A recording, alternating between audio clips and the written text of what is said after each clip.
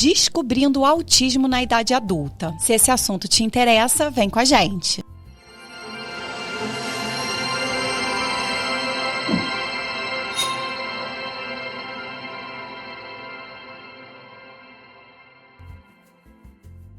Durante muito tempo, o autismo foi tratado como algo exclusivamente da infância. Mas hoje, cada vez mais adultos vêm descobrindo que estão e fazem parte do espectro. E é dentro dessa pegada, dentro desse tema, que hoje a gente, com muito carinho, com muito prazer, a gente está recebendo a doutora Amanda Macedo, médica, que tem uma história, uma formação profissional, uma história de vida fantástica e, sem dúvida, vai contribuir muito com esse bate-papo. Queria que você falasse, desse um oi pra gente e falasse, doutora Amanda, um pouquinho da sua formação profissional. Porque eu apresentei como médica, mas tem bastante formação e trajetória profissional aí, não é, Amanda? Primeiramente quero te agradecer por estar aqui, podendo contribuir bastante para essa informação, chegar em cada casa e ser útil, né? Mas falando de mim, das minhas especializações, né? Das minhas formações, hoje eu atuo como neuropediatra, mas eu sou pediatra também, neonatologista, faço clínica médica e intensivista.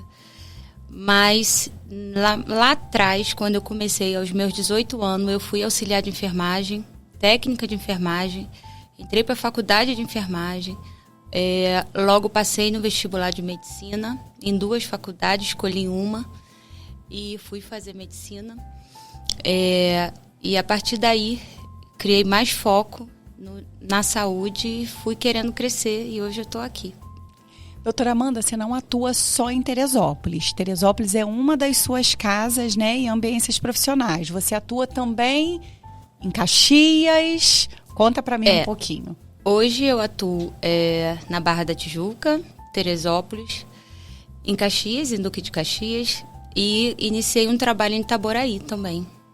Caramba, Itaboraí eu tenho uma formação, um vínculo lá. Eu sou assistente social por formação e sou servidora pública de carreira da Prefeitura de Itaboraí e da Prefeitura de Niterói.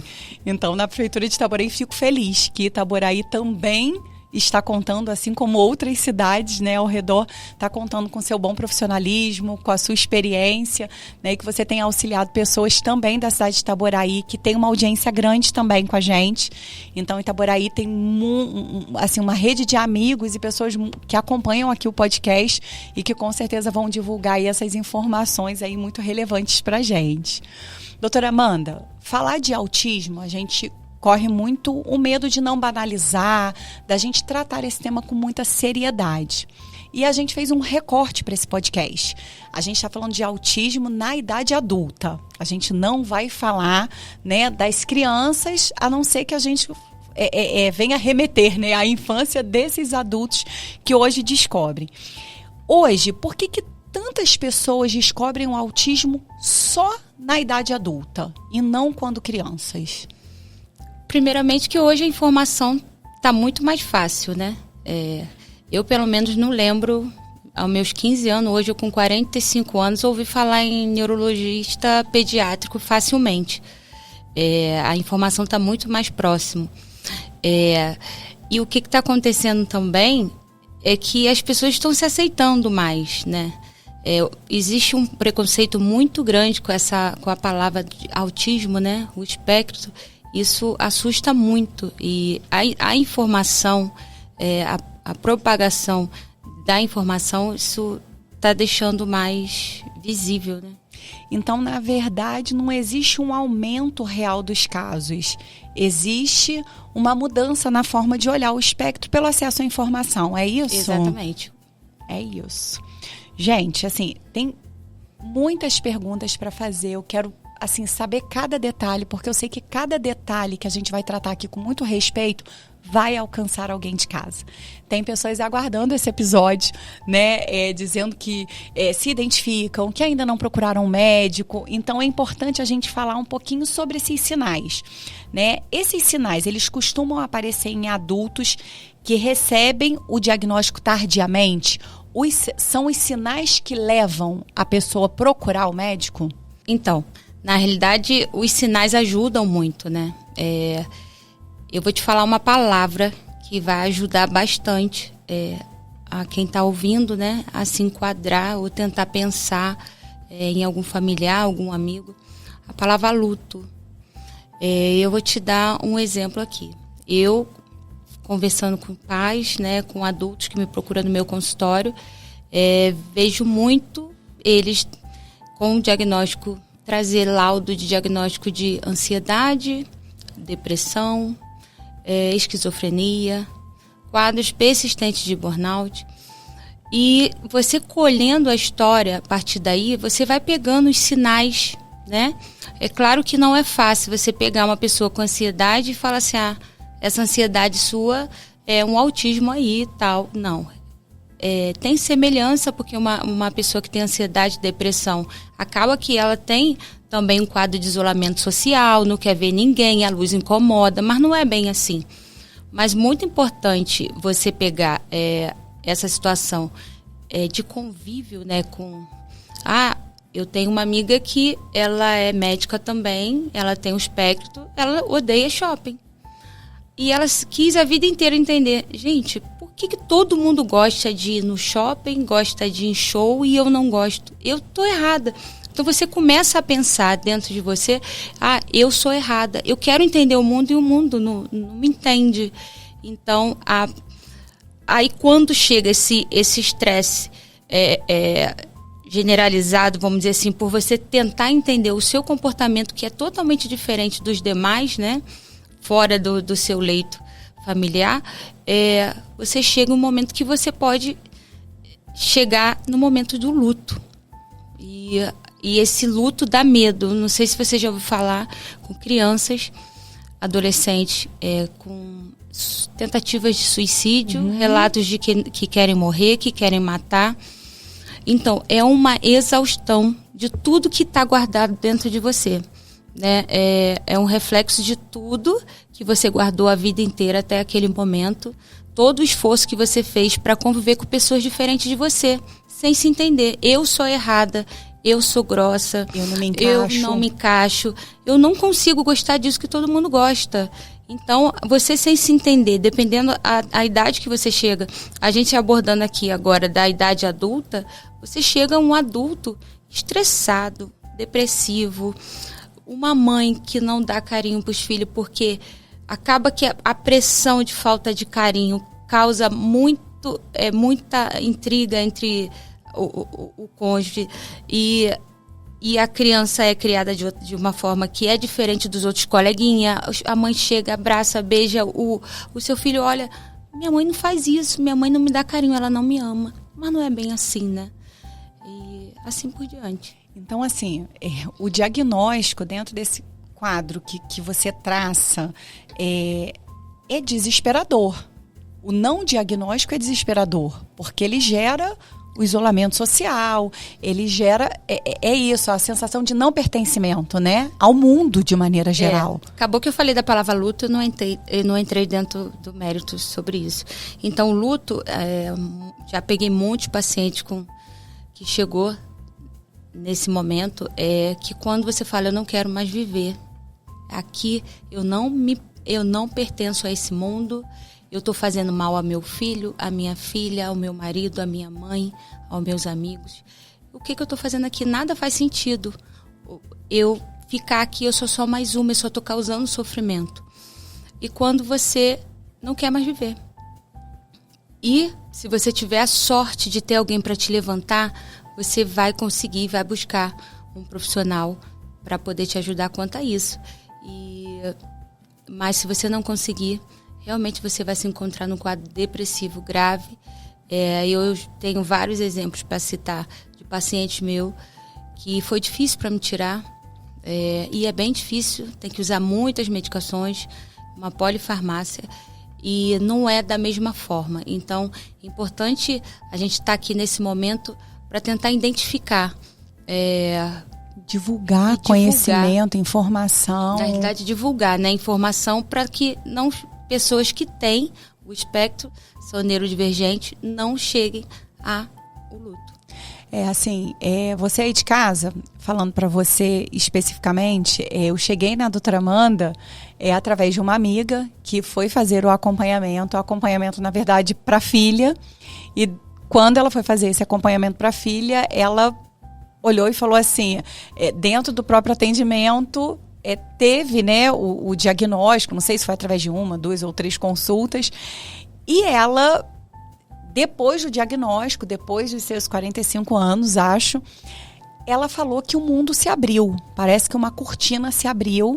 E ela fala da doutora Amanda, gente, assim, como a salvadora da pátria. Assim, a Amanda chegou para me salvar, para me libertar, porque acredito que seja uma sensação de libertação. Você entender que você pode até ser diferente, mas a sua diferença, né, tem a ver com espectro, tem acompanhamento, você pode ter técnicas, você pode fazer acompanhamento psicológico, tem situações que não vão mudar, que aquela é dentro daquela condição, né, que você se encontra, e ali você vai se entender. As pessoas que convivem com você também vão te entender e vão saber que você não é só implicante, que você não é chata, que você não tem ausência de amor. Isso acontece com muita frequência, acredito que no seu consultório. E aí, doutora Amanda, eu queria que falasse um pouquinho, porque hoje é um momento de muita superação. E eu queria que você falasse um pouquinho da sua história, doutora Amanda. Assim, para além dos seus pacientes, da sua história de vida relacionada ao autismo. Vamos falar um pouco sobre isso?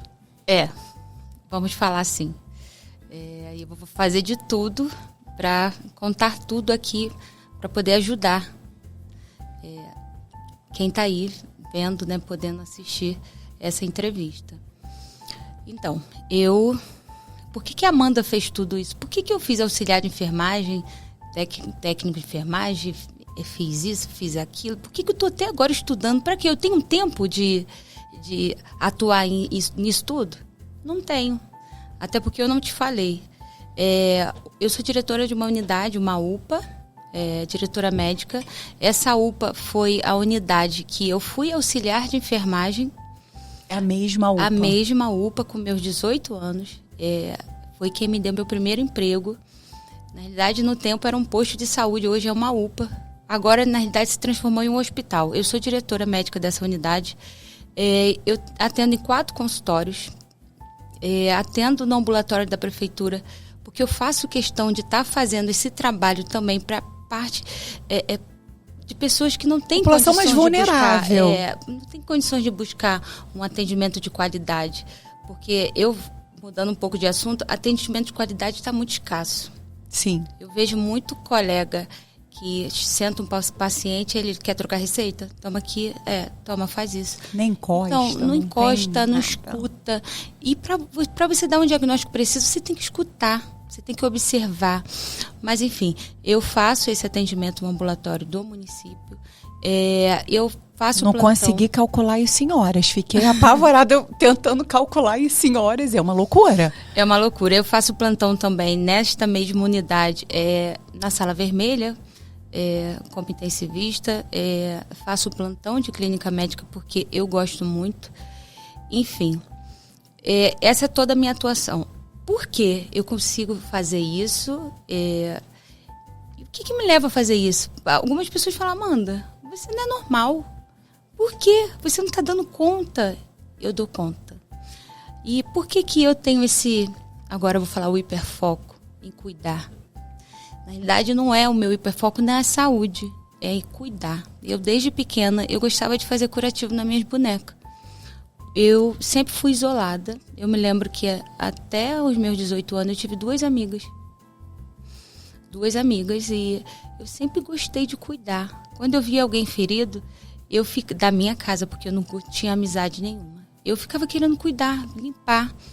Então, lá no meu ensino fundamental, quando eu fui obrigada a fazer uma apresentação e eu não consegui, eu gaguejei muito, ficava indo para frente e para trás, eu fiz uma crise sensorial, tinha muito barulho, pessoas falando, e o olhar das pessoas eu não conseguia encarar porque era de crítica. Quando eu vi aquele vexame que eu dei, eu fui para casa, fiquei 2 dias trancada no meu quarto, e eu decidi que eu ia vencer. E eu queria usar aquele hiperfoco para me vencer. E foi uma coisa de louco, porque porque chega um momento que dá uma exaustão muito grande, porque eu estudo muito, eu trabalho muito, mas eu não consigo deixar de fazer. Parece que a minha cabeça funciona 24 horas, a medicina, a saúde, o paciente. Os pacientes lá da minha localidade, eu não conheço ele pela doença, como a maioria fala. Aquele paciente da pancreatite, eu falei, não, é a Dona Maria. Tá? Tem nome. E eu consegui criar dentro da UPA, do ambiente que eu trabalho com direção médica desde o meu primeiro dia de CRM, eu consigo criar pessoas que tenham humanização. Porque o que eu mais busco não é você ser bom, porque eu ensino. Hoje todos os acadêmicos do município praticamente passam por mim e eu faço questão de ensinar. Mas eu ensino muito mais. Medicina com empatia. Exatamente, né? A empatia. Mas, enfim, eu decidi que eu ia vencer. E o meu foco foi a saúde. E eu fui auxiliar. Passei muita dificuldade para mim fazer o curso, porque interage muito com o ser humano, com pessoas. E eu escolhia uma pessoa e eu simplesmente imitava a pessoa. Eu imitava o comportamento, se ela cruzava as pernas, eu cruzava, se ela olhava. Eu vou chegar agora, né? Vou falar a gente na primeira pessoa e todo mundo vai entender. A gente faz muito esforço para fixar os olhos. Isso, quando chega em casa, é uma exaustão tremenda. Parece que eu corri uma maratona. Muita exaustão para essa interação, fixar, olhar, conversar, bater papo, falar sobre você. Então, no meu auxiliar de enfermagem, lutei muito. Tive uma amiguinha que me ajudava muito, que era mais velha do que eu. Ou eu tinha amizade de pessoas muito mais jovens ou muito mais velhas. E logo consegui meu primeiro emprego. Eu já era casada e casei com uma pessoa muito mais velha que eu. Hoje eu tenho 45 anos. Eu estou separada. Mas hoje ele tem acho que 82 anos. Eu casei... Diferença muito grande. Eu tinha 20 alguma coisa e ele tinha 60 alguma coisa. E eu conseguia me relacionar com pessoas ou muito mais velhas ou muito mais novas. Mais nova. Aí eu consegui meu primeiro emprego, aonde hoje sou a diretora. E foi muito difícil, muito. Mas aí o que aconteceu? Naquele primeiro momento na saúde, eu consegui criar uma Amanda fora de casa. Então eu criei um mascaramento muito grande, que a minha performance dentro do hospital era melhor do que todo mundo. E eu tinha um diferencial. Eu olhava para o paciente. Aquele toque que eu não gosto de receber, eu gostava de dar. E eu sempre, desde os meus 18 anos, quando eu comecei a atuar, eu falava para o paciente o que eu queria ter ouvido a vida inteira e não sabia por quê. O quê? O que era aquilo? Vai dar tudo certo, eu estou aqui e eu não vou te deixar só. Quem me conhece é atendido por mim, em momento difícil, eu falo, calma, eu estou com você. Vai dar tudo certo. O acolhimento. Então, consegui passar pela faculdade de enfermagem, querendo muito, porque o enfermeiro, apesar de ter a qualificação de nível superior, ele tem mãos atadas. Então, eu passei num concurso, eu tinha muita facilidade, eu passei um concurso. Inteligentíssima. Um concurso federal, e eu estava ali, o médico via aquela atuação do médico com o paciente, aquilo doía dentro de mim. Eu ia lá por trás, tentava ajudar e amenizar nada. E foi quando o meu pai, no meio disso tudo, ele faleceu. Só que quando ele estava doente, ele segurou na minha mão, lembro como se fosse hoje, como aquilo, o ambiente, tudo. Eu lembro do olhar dele. Ele falou assim: minha filha, você vai ser doutora. Eu não sei de onde que ele tirou aquilo, porque eu não tinha condição. Eu era uma enfermeira que tinha acabado de se formar. Mas ele falou, você vai ser doutora. Eu botei aquilo na cabeça. E eu fui, com a ajuda do meu ex-marido, eu fiz o vestibular, ainda atuando como enfermeira, e eu já era funcionária do federal, já tinha feito pós-graduação na área da enfermagem. Sempre estudando muito. Em residência, estudando muito, e eu passei no vestibular, e aquela ganância de querer saber, de querer chegar lá na frente, de vencer, eu comecei a faculdade e não larguei nada disso. Eu era gerente de enfermagem de um hospital, trabalhava no hospital federal, Estava terminando ainda uma pós que eu resolvi fazer de urgência e emergência, que eu queria ser boa, eu queria saber por que estavam fazendo aquilo. E eu comecei medicina. Mas você tinha filho já nessa época? Eu tinha um filho. Caramba! Um filho que foi difícil para ele entender. Não sei se ele entende ainda, mas eu acho que agora ele entende que aquele afastamento, falta de carinho e aquela ambição de estudar tem um porquê. Sim. Mas ele nunca levou isso dentro dele por muito tempo. Na realidade, não levou por muito tempo. Mas, enfim. Então, foi quando eu comecei a querer, na faculdade de medicina, eu quis entender muitas pessoas, porque eu estava lidando com pessoas com um nível muito superior a mim, vamos dizer assim, de conhecimento gerais, tá? Pessoas talvez que... porque vieram de famílias mais abastadas. Na realidade, o poder financeiro muito grande. Porque no meu tempo que eu fiz medicina, só quem fazia medicina era quem era muito rico. Exato. Quem estudava muito para chegar na federal também era rico, porque pagava aquele curso ali muito caro. Sim. Então eu estava lidando com aquelas pessoas, então eu vivia sozinha. E eu ficava querendo, meu Deus, quantas vezes eu falei, o que eu estou fazendo aqui no mundo? Eu sou muito diferente, eu sou feia, eu sou isso. Eu, quando vou tentar me expressar, eu falo errado. E eu começo a ficar nervosa, começo a tremer e nada de eu entender aquilo. Enfim, fiz medicina a trancos e barrancos, conseguia notas maravilhosas, mas na parte de desempenho, lá na frente, eu nunca consegui. E eu fiz a medicina, logo que eu me formei. Aquele hospital que eu era gerente de enfermagem, eu fui acadêmica durante um tempo. No meu primeiro dia, eu tinha na minha mesa um memorando me convidando para ser a diretora daquela unidade. Meu Deus. E foi muito gratificante, porque ali naquele lugar eu não era aquela Amanda bobona, que todo mundo chamava de feia, irritante, grossa, chata. Ali já era doutora Amanda. E eu tinha outra postura. E aquela postura foi que me fez querer também muito, muito, muito nessa questão de gerenciar, né? Eu criei uma postura muito legal de gerenciamento e respeitosa, que todo mundo me respeitava. Aí eu comecei a ser diretora médica dessa unidade. Quanta superação já até aí, né? E para encurtar, porque tem muita história, eu saí de lá, fui para outros lugares, já tinha outras especializações e ali querendo sempre aprender, fiz neonatologia, pediatria, eu amava a pediatria, o cuidado com a criança, meu atendimento era diferente, que eu tinha cuidado em falar com a mãe, com a avó, que alguns médicos falam, gente, que chato. Não, mas eu gostava. É cuidado, você fazer entender, né, explicar o que está acontecendo com o seu filho. Aí consegui. Foi quando eu voltei para aquele local lá, que um amigo meu, que hoje está na política, me convidou para ser diretora médica. Na realidade, ele me convidou primeiro para ser coordenadora da pediatria do município inteiro. Aí, como aquela unidade estava precisando de um diretor médico, ele me colocou lá e eu aceitei a voltar para lá, minhas origens lá. Lá foi legal para mim, porque ali eu estava atendendo meus vizinhos. Eu estava atendendo os meus familiares, as pessoas que eu convivi e vi, né, em toda a minha vida.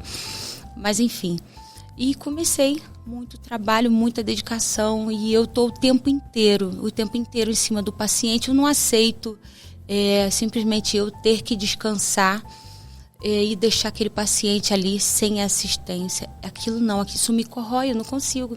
Então, esse meu atendimento diferenciado chamou muita atenção a Amanda como médica. E eu sou muito conhecida lá.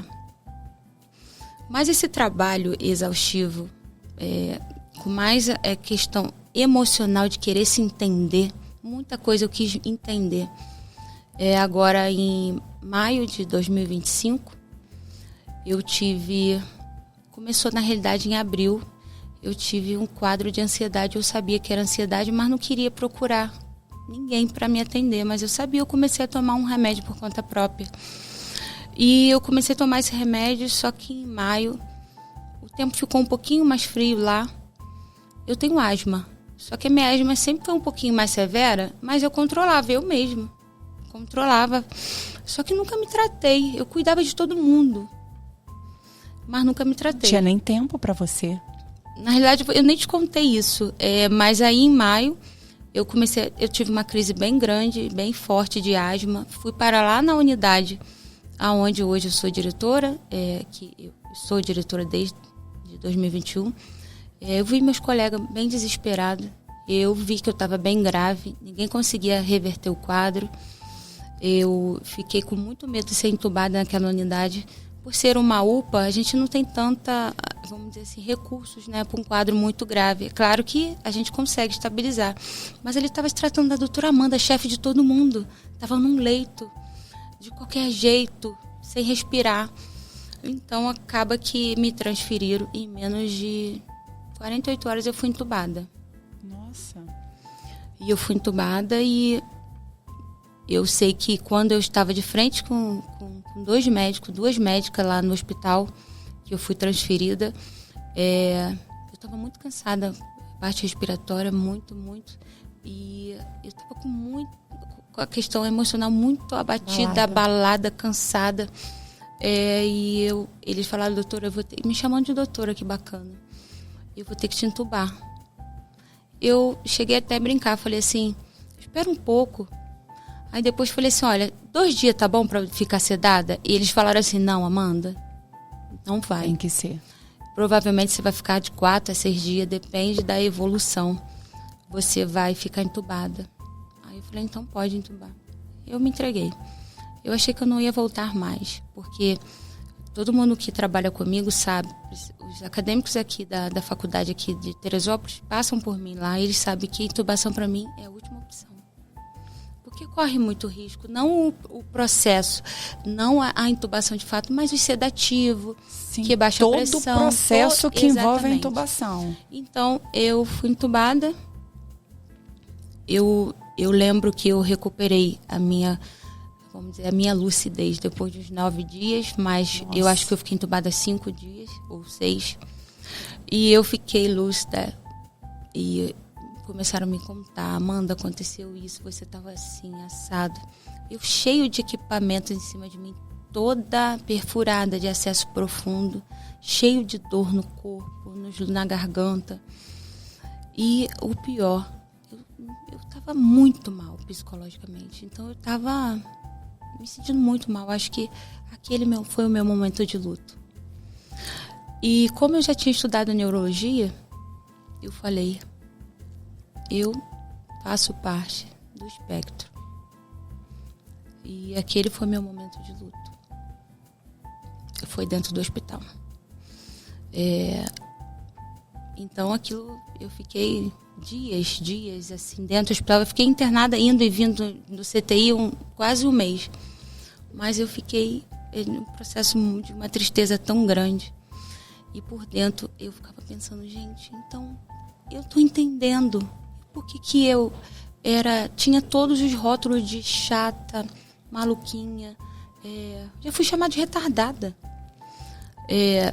mal educada, grossa, porque por conta das crises de irritabilidade, do estresse tão grande, às vezes eu tenho uma crise de explosão, Sim. Depois eu me arrependo, choro sozinha. Eu comecei a entender. A cortina abriu. Abriu. Então, o erro não está em mim, o erro está em todo mundo que me viu assim e não quis entender, porque eu nunca fiz mal a ninguém, eu sempre fiz de tudo para fazer o bem, só era o meu jeito. Acolheu, cuidou. Foi então que teve uma noite que eu chorei muito. E eu entendi que eu fazia parte do espectro e logo entrei em contato com uma amiga minha que tinha uma psicóloga que cuidava dessa área também. Eu tenho a minha psicóloga que hoje sabe cuidar de mim, mas eu bati papo com uma outra, mas a minha primeira, eu não largo ela. Aí eu entrei em contato com ela e comecei a bater papo no CTI mesmo, pelo celular. Nossa, ali mesmo no momento que você se descobriu, bom, eu estou aqui, o meu quadro é esse. Você já solicitou ajuda do hospital? Exatamente, porque era um turbilhão de sentimentos dentro de mim. Eu achei que eu ia enlouquecer. Eu estava dentro de um leito, de um CTI, cheio de aparelho, toda perfurada, acabado de ser estubada. Gente, eu sou autista, que é isso? É muito louco. Eu fiquei com medo de enlouquecer. E eu ainda estava usando uns remédios que era para controlar algumas coisas que causavam efeitos colaterais e umas neuroses, enfim. Eu falei, gente, eu vou entrar em contato, enfim. E foi quando eu descobri tudo. E não queria contar para ninguém, eu queria primeiro entender aquilo, mas aí pulando um pouco de assunto, logo que eu me senti melhor, não foi da primeira alta, que depois eu tive que voltar para o hospital. Logo que eu me estabilizei, eu procurei ajuda profissional de uma pessoa desconhecida, eu só procurei referência, não falei que eu era médica no momento da consulta, não falei nada disso, só falei da minha vida, falei da faculdade, mas não falei qual é a área. Mas, enfim, foi quando eu tive o diagnóstico. Não queria laudo. Falei, estou aqui para me entender. Porque eu não posso dar o meu próprio diagnóstico para mim. Me automedicar, me autoaconselhar. Autodiagnosticar. Não. Então, foi quando eu descobri tudo. Depois de um tempo, eu comecei a me sentir bem melhor. Comecei a entender. Foi quando, pela primeira vez, eu consegui falar com uma amiga. Ela começou a rir de mim. Ai, Amanda, para, você é tão inteligente. Eu falei, gente, autista. Autista. Tem que ter deficiência intelectual? Não, não é assim. E foi quando acabou que todo mundo já está acostumada a entender as pessoas as que pessoas são mais ao seu próximas. redor, Isso. você fala sobre isso. Exatamente. Todos conhecem, sabem o diagnóstico. E isso causou, você falou do momento do luto, que é chegar ao fundo do poço, né? Porque toda exaustão que provavelmente aquele quadro de ansiedade, de depressão, tinha a ver com seu hiperfoco. E aí você entregou a vida. Uhum. Quando você chegou naquele luto, até o autodiagnóstico, depois o diagnóstico real, através de um outro profissional, esse descortinar, chega o alívio? Um alívio muito grande, nossa. Eu comecei a voltar, a minha cabeça ela gira o tempo inteiro, eu tenho uma atividade cerebral muito acelerada, eu não consigo parar, e eu penso o tempo inteiro. E eu comecei a entender, começou a voltar tudo, gente, por isso que eu era assim, por isso que isso me fez sentir bem. E tudo fez sentido. E tudo fez sentido, tudo. E eu comecei a entender a minha família, por que eles me criticavam, e eu tinha algo para falar a partir daí. Mas o mais importante, eu perdoei. Sabe quem? A Amanda que existe aqui. Porque eu me criticava muito. Aí eu me perdoei. Eu falei, Amanda, eu te perdoo. Você é vítima de uma sociedade sem conhecimento, sim, sem preparo. E então você faz parte do mundo, você é igual a todo mundo, mas a tua cabeça é diferente. Pronto. E aí volta pro sentido também da Amanda e a importância. E eu acredito, Amanda, que a gente tem missões quando a gente passa por essa vida. Eu não acredito no acaso. Eu acredito que a gente tem missão e propósito para o que a gente faz, para cada escolha nossa, para onde a vida nos leva. E sem dúvida nenhuma, aquele hiperfoco no cuidado já era uma missão e um propósito que ia se descortinar para muitas vidas. Ouvir alguém que passou pela doutora Amanda e que falou, a minha vida hoje faz sentido, hoje eu tenho vida, eu estou liberta, não é só porque uma Amanda teve um diagnóstico dessa paciente, é porque é uma Amanda que viveu, que vive isso diariamente. É completamente diferente o seu diagnóstico. Você concorda comigo? Concordo. É engraçado que você não me conhece assim, né? Mas você está falando um ponto aí que é bem interessante de eu estar falando aqui. O meu atendimento é diferenciado. É muito diferenciado. Eu olho de outras maneiras. Então, paciente grave, que eu faço questão de atender paciente grave porque eu estudo muito. Então, eu estudo para poder fazer a diferença. Fazer a diferença ali. Ali. E a maioria dos pacientes graves que volta ali... A maioria dos pacientes graves que vêm pra mim não morrem. Os outros até brigam. Amanda, gente, para, você que não coisa sabe. Mais linda. Você fica falando assim, não, porque eu me dedico muito. E o que eles falam? doutora, você é meu anjo. Eu escuto isso diariamente. Isso me dá muita gratificação de estar até viva, sabe? Gente, Sim. Eu faço um pouco de diferença. E o importante também de falar é quando eu estou atendendo, quando entra um adulto para mim, às vezes não é nem para ser consultado, com um filho do lado, e ele começa a falar um pouco da vida dele, eu me enxergo, eu falo, meu Deus, eu pensando, ele falando, eu anotando. Eu sei o que essa criança está passando. É um sentimento, exatamente. Não é só um diagnóstico. Eu vejo tudo. Ai, dá vontade de eu parar tudo. Olha aqui, vamos ver isso, vamos fazer isso, porque, olha, eu tô vendo isso aqui. Foi o jeito que eu cheguei nessa sua amiga que passou as informações sobre mim, sobre o tratamento que ela teve comigo. Foi dessa forma. Eu comecei a falar, mas eu via muita coisa nela. Eu falei assim, eu vou dar um jeitinho de abordar isso com ela. E consegui, e ela entendeu e ela veio. E graças a Deus eu dei o diagnóstico dela. O diagnóstico foi exatamente aquilo que eu suspeitava. E hoje ela está bem. Tá bem, não. Ela diz que ela está liberta. A palavra, né, liberdade, né, para uma pessoa que sempre se sentiu aprisionada, isso. A pessoa está numa cela por 40 anos. A gente está falando de autismo na idade adulta.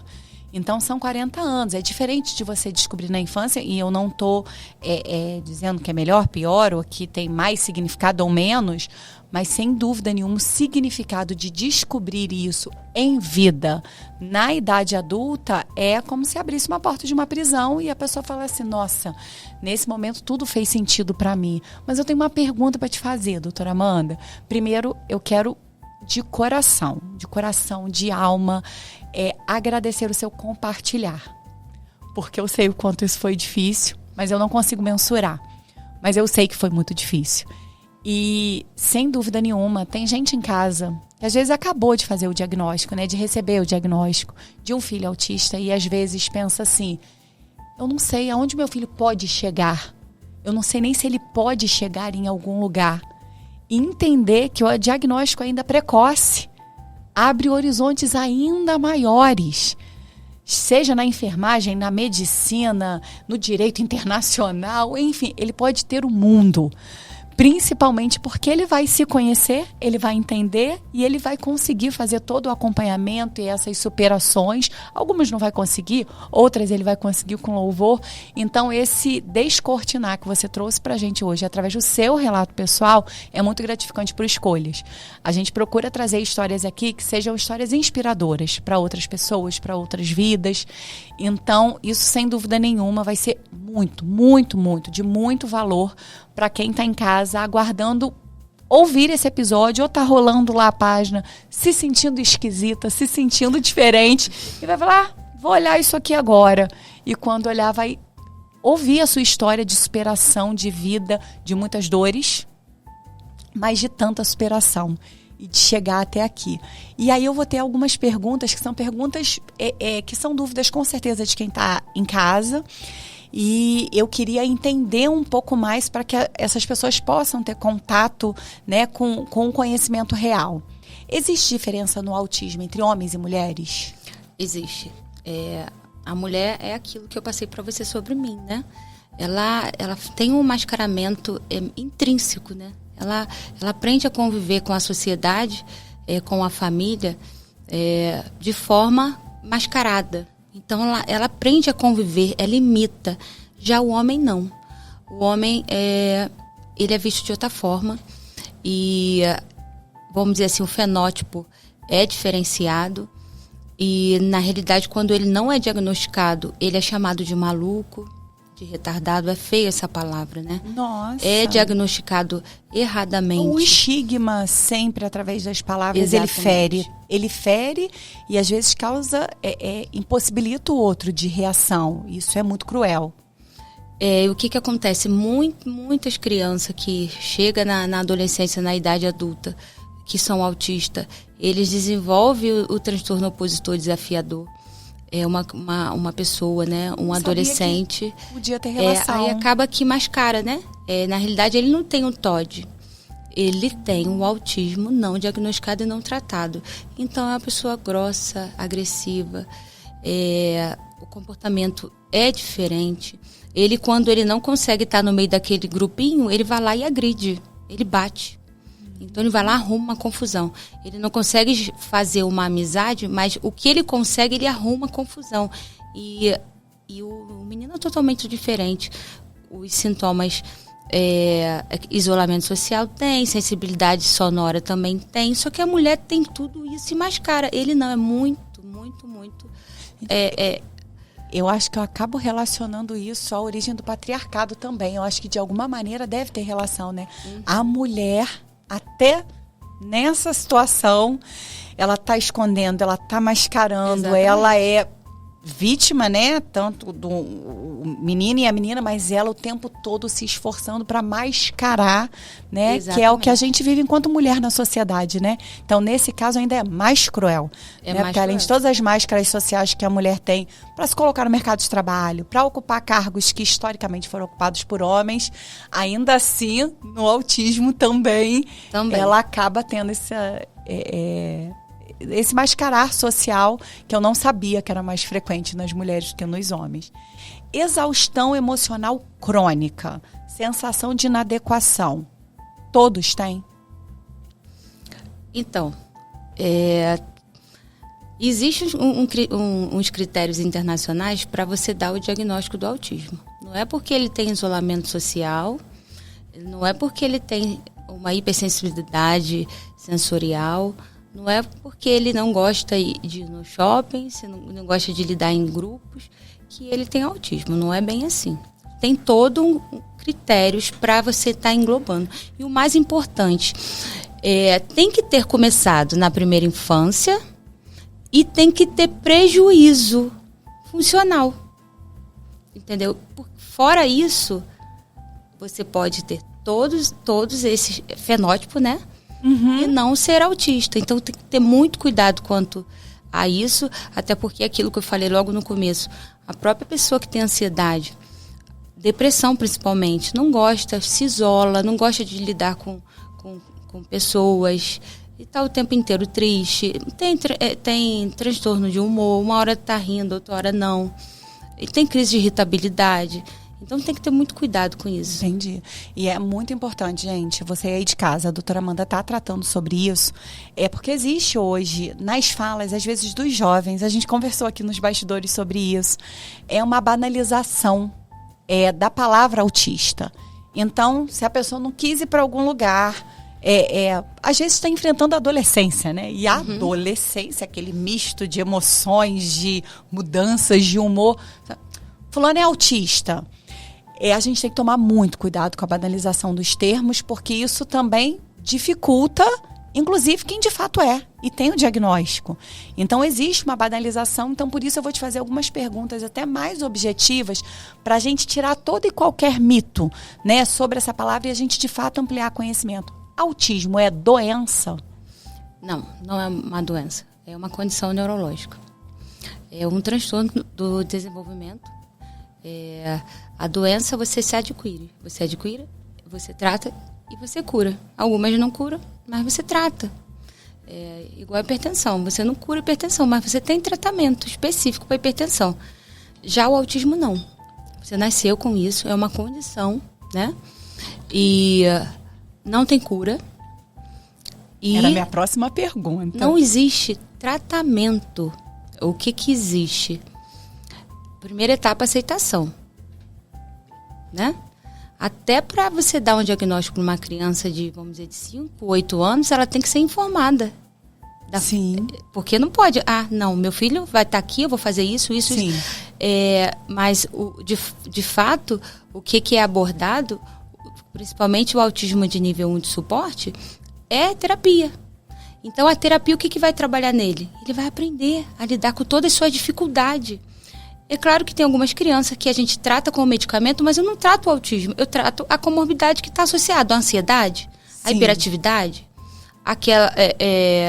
Tem criança que acaba que aparenta ter o TOD, né, que é o transtorno opositor desafiador. Vou tratar aquela dificuldade que ele tem em lidar com outras pessoas e se torna opositor. Eu vou tratar aquele adolescente ansiedade, vou tratar. Isso. Mas não existe remédio específico para o autismo, não existe. Até porque, assim, a gente, parando para pensar aqui, né, nesse diálogo, autismo não tem cura porque autismo não é defeito. Não é defeito. É uma condição. Então, assim, uma coisa é você estar com defeito, você vai consertar. Não é isso. É uma condição e dentro dessas condições você vai fazer o acompanhamento que é individualizado. Correto, doutora Amanda? Não existe um padrão para o acompanhamento. Até a questão do prognóstico, eu vejo... Teve uma criança agora há pouco tempo que eu tive o prazer de acompanhar e estou acompanhando, que ele era não verbal, ele não falava até os 10 anos. Hoje ele tem 15... Meu Deus, ele tá de uma forma assim, o aprendizado dele tá tão absurdo que eu acho que aquele menino vai ser um juiz. O hiperfoco dele é o quê? Ele falou que vai ser advogado. Então, olha só, uma criança com 10 anos e não falava. Como que alguém vai chegar com uma criança não verbal com 6 anos e falar assim, essa daí, o nível de suporte é 3, não tem jeito, tem deficiência intelectual, acabou, não vai conseguir ir para a faculdade? Não é assim. Até porque, eu não sei se você sabe, tem alguns estudos sobre o autismo que estão chegando em um momento de dizer que o cérebro do autista é um cérebro mais evoluído, que ainda não foi descoberto. Olha isso. Eu costumo dizer... É uma evolução. E eles estão tentando chegar aonde que não é o erro, aonde que está diferente, para ver se aquilo dali realmente é uma evolução do cérebro, né? Ou não. Mas a pesquisa estão dizendo que realmente é uma evolução. Olha, empiricamente, na verdade, de forma a observar. Tenho 4. Tenho 4 amigos no meu entorno, da minha rede de amigos mais próximas, que foram diagnosticados com autismo na idade adulta. Todos eles são inteligentes acima da média. Todos eles. Então, assim, não tem nenhum deles que é de admirar, né, a inteligência, o desenvolvimento intelectual deles, cada um numa área, né? 2 foram para a área de TI. Então, eu não sei se isso tem a ver também, às vezes, as escolhas profissionais, porque envolve muito a questão do relacionamento, certo, doutora Amanda? Fala um pouquinho sobre isso. Não mudando de assunto, mas falando sobre o assunto, eu vou te falar. Você sabia que o Einstein, ele se engloba em todo o espectro autista? E quem foi o Einstein, gente? Olha isso. Letícia Sabatella há pouco tempo se declarou na televisão Rede Nacional que ela é autista e começou a entender. Olha que artista ela é para TV, sabe? Tem um rapaz que agora eu esqueci o nome, que ele é piloto dessas fórmulas, não sei o nome que se dá para piloto de moto que concorre. MotoGP. Aí o pessoal do estúdio aí já sabe. O piloto de MotoGP famosíssimo, ele é autista. Então, o que eu levo a entender sobre isso? Isso sentindo na pele, tá? Tudo que a gente se declara em fazer e faz o hiperfoco daquilo, a gente é melhor. Vai fazer muito bem feito. Exatamente. Então, se propor, eu não digo só do nível de suporte 1 e 2, não. O 3 também. Você vê uma criança que não consegue falar, cheio de complicações, comorbidade associada, mas ela faz um desenho. Eu tenho uma cliente minha, uma paciente minha, que ela desenha a forma artística dela em desenho, é uma coisa impressionante. Se expressa de forma brilhante. Exatamente. É isso. Gente, isso é fantástico. Assim, conhecer esse universo, falar sobre esse universo, quebrar estigmas, né, da nossa sociedade, que é uma sociedade tão cruel. É por isso que, assim, eu como assistente social, que luto por políticas públicas efetivas, eu tenho muito problemas com palavras que geram estigma, sabe? No outro. Então, por isso eu tenho muito cuidado no assunto que eu não domino, e por isso, assim, quero que você me corrija, doutora Amanda, se eu estiver falando qualquer palavra. Johnny, não é assim que fala, é dessa forma. Porque a gente não estigmatizar o outro por uma condição é um dos fatores principais ali que possibilitam o outro a se sentir incluídos, né? E a gente luta pela inclusão, então a gente tem que tomar cuidado. Então lá em casa, por exemplo, é proibido para os meninos. Eu tenho o Noah e o Bento, doutora Amanda, é um de 9 e um de 11. Então é proibido falar morador de rua. Não existe morador de rua. Rua não é moradia para ninguém. Não é mendigo. Ele é uma pessoa em situação de rua. É uma pessoa, é um sujeito de direitos que está em situação de rua. Uma situação que pode e deve ser superada. Então ele é uma pessoa, primeiramente. Depois, numa situação. Então, às vezes, eles vão falar rapidamente, não, aquele morador de rua. A rua é moradia? Se a rua não é moradia, ele não é morador de rua. Porque a rua não é moradia para ninguém. Então, ninguém mora na rua. A pessoa está numa situação e ela precisa superar aquela situação. Então, eu sou muito chata com os termos. Então, esse podcast, que seja esse canal, sabe, doutora Amanda? Para a gente difundir conhecimento, para que a gente fale sobre o assunto usando as nomenclaturas corretas, não estigmatizando. E, para isso, tem, assim, mais perguntas que eu quero fazer, porque acompanhando esses amigos que eu falei assim de muito pertinho, eu vejo como o conhecimento traz uma diferença enorme no dia a dia da vida desses amigos que descobriram depois dos 40. Os relacionamentos amorosos, eles são diferentes para quem tem o espectro autista? É diferente para a maioria, né? Ainda mais quando o diagnóstico está na mulher, né? Por quê? A gente aceita ser abraçado, mas o toque de leve, aquele toque superficial, não é aquele abraço, eu preciso dar um abraço, eu me programo para receber aquele abraço. Igual me programei quando eu cheguei assim, eu vou ter que abraçar. Enfim, mas o toque, a gente não gosta de toque. Então tem um momento que a gente se programa para receber aquilo. Isso, para receber. As crises de irritabilidade também, quando a gente está muito... A gente aceita muita coisa, aceita. Mas quando está muito exausta, a gente tem uma crise e a crise não é legal. É uma crise muito grande e a gente não gosta de demonstrar fragilidade na frente. Quando se trata assim de marido e mulher, a gente entra num quarto, depois chora muito, se arrepende, mas não pede desculpa, é difícil. Ah, é? É difícil, é muito difícil. Eu estou trabalhando isso com a minha psicóloga. psicóloga. Porque não se permite errar? Talvez seja por isso? Na realidade, a gente não gosta de errar. Já tem o mundo inteiro contra a gente. É uma cobrança. Eu errei, então eu dei. Eu já estou aqui existindo diferente, eu errei.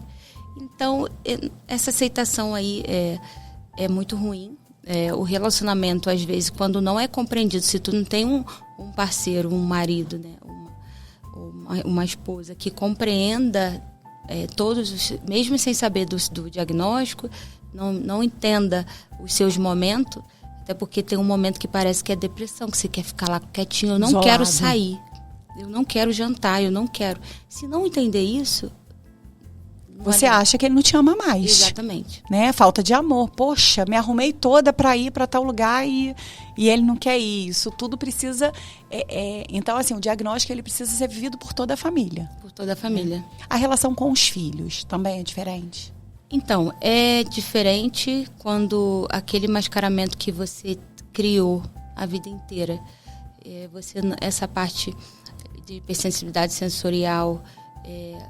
de toque, você não conseguiu trabalhar isso, é difícil, é aquilo que eu falei, você vê, eu tenho uma filha de 16 anos, ela vai fazer 17 anos, e ela me cobrou a vida inteira, mãe, você não me abraça, você não diz que me ama. Eu não consigo dizer que amo olhando, eu gosto de mandar mensagem, filha, eu te amo, filha, eu te amo. Mas eu não consigo, uma barreira muito grande. Quando eu falo entre os dentes. Aí vem me abraçar, você não quer me abraçar? Eu abraço, mas um abraço assim, murcho. Aquele tapinha, né? Acaba que você passa uma vida, né? Tentando dar o seu melhor, porque se esforça bastante. E não é compreendido, sabe? A questão do toque é muito... Não sei. Muito difícil. É muito difícil e eu não sei explicar por quê. Porque eu tô dentro disso, né? Sim. E é isso. E você vive os conflitos, não só enquanto médica, mas enquanto paciente. E aí você vive esses conflitos no seu dia a dia e precisa de muita terapia, né? Eu acho que, assim, terapia é uma chave importante. Muito. A terapia é muito importante. E o que é importante também, até importante eu falar isso aqui, é que geralmente a maioria dos médicos encaminha, fala, vai fazer... psicoterapia, bota lá o diagnóstico, o CID, aí bota lá, vai fazer psicopedagogia, bota o diagnóstico. Eu, quando encaminho para o psicólogo, eu faço questão de botar o que eu quero que trabalhe. Às vezes fico 2 horas com uma mãe escutando tudo aquilo. Eu sei aonde abordar. Tem que servir para alguma coisa. Então, eu simplesmente não posso jogar aquilo. Até porque meu olhar é diferente lá do psicólogo. Então, eu faço questão de botar lá. Eu quero que faça isso, olha isso, faz isso, trabalhe sobre isso. Essas áreas. Isso é essencial. Aplico isso em mim. Eu mesmo chego com uma psicóloga, eu preciso ver isso, eu preciso fazer isso. E conversei com ela, eu preciso fazer um podcast, me ajuda. Eu tenho muita vergonha. Conta sobre essa experiência, como foi? Eu tenho vergonha, me ajuda. Aí ela começou a falar, olha, você vai fazer isso. Você não percebeu, mas foi ela que me ensinou. Cruza suas mãos e você vai conseguir. E foi aquele tempinho que eu fiquei te enrolando um pouco. Eu estava ali fazendo o treinamento que ela mandou. Eu vou conseguir. Por que eu não vou conseguir? Então, já consegui tanto. É até engraçado eu chegar para ela e falar isso. Me ajuda. Eu não vou conseguir. Que ela sabe a profissional que eu sou. Sim, e, sabe tudo, toda sua potência. Como você não vai conseguir falar um pouquinho do que tu sabe? Enfim, dessa forma, né? Gente, o quanto a gente pode quando a gente tem o diagnóstico, quando a gente tem bons profissionais nos acolhendo, nos orientando. Toda pessoa autista precisa de medicação? Isso é uma verdade ou é um mito? É mito. A medicação é aquilo que eu falei. A medicação a gente usa para os sintomas, as comorbidades associadas. Na realidade, quando fala que aquela criança... Eu acho até isso errado. A criança que tem o TEA, às vezes está lá no laudo lá, TEA, mais ansiedade, que a gente chama de TAG, ansiedade, mais TOD, mais TDAH. Tem que saber diferenciar, porque a criança que tem o TEA, ela é hiperativa. Ela tem ansiedade. Então, é uma comorbidade que faz parte do espectro. Sim. Então, às vezes, sim, eu tenho uma criança que ela tem, sim, autismo, TDAH, que preenche todos aqueles critérios internacionais que eu falei, e tem um TOD. Às vezes eu tenho uma criança que tem autismo e tem um TOD. Mas tem que diferenciar. A maioria dos casos é só o autismo não tratado. É simples. Sim. Então, o remédio a gente usa para quê? Tá com ansiedade e isso tá tendo prejuízo funcional importante. Ansiedade vai ter, ninguém vai tirar minha ansiedade. Eu sou ansiosa, ninguém vai me tirar. Gente, eu acho que no mundo de hoje existe alguém não ansioso. Exatamente. Com a correria, com as cobranças. Do dia a dia causa isso. Mas, enfim, quando aquilo já está causando prejuízo, tem que ser medicado. Sim. Aí a medicação vai ajudar a terapia também. Pode chegar um momento que você não vai usar mais. A maioria dos casos não usa mais. Perfeito. A gente está caminhando para o fim, eu estou morrendo de pena, a vontade é ficar aqui algumas horas, né, e falando mais e abordando mais, mas quem sabe a gente pode ter o episódio 2 e a gente falar talvez do autismo em crianças e adolescentes e a gente fazer uma nova abordagem. Espero que tenha dado muito certo, sabe, para você e que você tenha conseguido relaxar aí, porque pra gente tá muito bom. Eu tenho certeza que para você aí de casa também tá, e você tá aí se entendendo, talvez enxergando alguém, um amigo próximo, às vezes um filho, às vezes o seu pai, a sua mãe, né? E coisas estejam fazendo sentido. Antes de caminhar para o fim, eu queria falar da hipersensibilidade. Ela é só de som, ela é de tato, ela é no paladar. A hipersensibilidade ela pode se dar em vários aspectos ou, não, é só o barulho? Não, pode se dar em vários, mas não tem que ser dessa forma. Tem uns que os fogos incomodam. Aí, a principal reação que tem a criança, bota a mão no ouvido. Mas aí, se ligar o som alto em casa, ele aceita. Mas, às vezes, tu bota o som baixo e aquele som, daquela forma, ele se irrita. Às vezes, eu até pergunto para a mãe, diferente quando eu falo sobre essa hipersensibilidade. Eu falo, tem algum barulho que incomoda? Porque, antigamente, a gente falava muito dos fogos, barulho alto. Aí teve uma mãe até que foi interessante, o barulho do chuveiro. Quando eu ligo o chuveiro, sai correndo. A água caindo, sabe? Essa hipersensibilidade pode estar em vários aspectos, dentro dessa questão auditiva, né? Certo. Agora, quando fala de textura, às vezes Maioria, isso é maioria. Inclusive tá em mim também. Etiqueta incomoda muito no corpo. Roupa molhada. Eu levei muito tempo para gostar para conseguir pisar descalça no chão. Hoje eu amo. Hoje eu chego em casa e eu quero tirar o sapato. Eu acho que eu trabalhei isso tanto dentro de mim porque eu não conseguia, que hoje eu gosto muito. Então, essa questão da textura, da comida. Muito importante eu falar isso também, que eu falei para uma mãe e ela falou, meu Deus, eu não sabia disso, eu já cuidava do meu filho há um tempão. A questão alimentar, a seletividade. A seletividade está na questão da textura, não muito do paladar, na cor. Aí eu vou te falar... Na cor também? Na cor. O autista... gosta muito, as crianças autistas gostam muito de pão. Pão, arroz, nugget, ovo. Porque as cores claras. Eu amo pão, se deixar eu como 3 pães. Eu gosto de pão com manteiga. Os outros falam, minhas amigas metidas falam assim, Amanda, você é isso, você é aquilo. Eu gosto de pão com manteiga. Então aquela questão da cor influencia muito para eles. Então o hiperfoco deles é aceitar alimentos com cor. Ele só quer mamadeira. Olha a cor da mamadeira, não existe mamadeira vermelha. Ele não vai comer beterraba. Claro, é vermelho. Enfim, a seletividade pela cor. Por isso que é importante, que tem poucos profissionais ainda, mas ter terapia alimentar, trabalhar muito a questão de cor para as crianças. Gente, assim, é a primeira vez, vou falar como a mãe falou.